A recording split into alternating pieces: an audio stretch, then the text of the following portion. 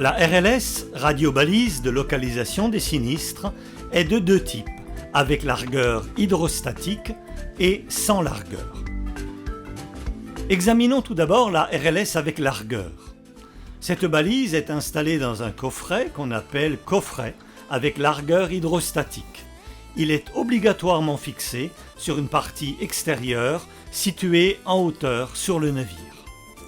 Lorsque le bateau prend l'eau et que la profondeur d'immersion du coffret est d'environ 3 à 4 mètres, la pression exercée sur le largueur permet d'ouvrir le coffret et libère automatiquement la balise flottable qui remonte à la surface et émet automatiquement le signal de détresse. L'activation de la balise est aussi possible manuellement, bien sûr, dans le cas où le navire n'est pas évacué immédiatement. Il suffit alors de la libérer de son coffret de protection et d'enclencher le bouton d'activation.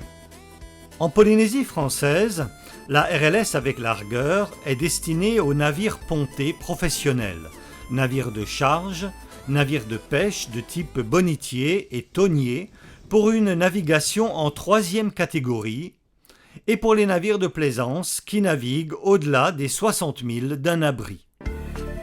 En ce qui concerne la RLS sans largueur ou RLS portable, c'est une balise similaire mais sans coffret avec largueur hydrostatique.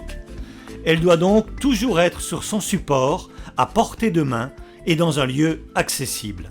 La balise est alors activée manuellement, soit en la libérant de son support et donc de son aimant qui lui sert de protection, soit en activant la sécurité située sur le haut de la balise.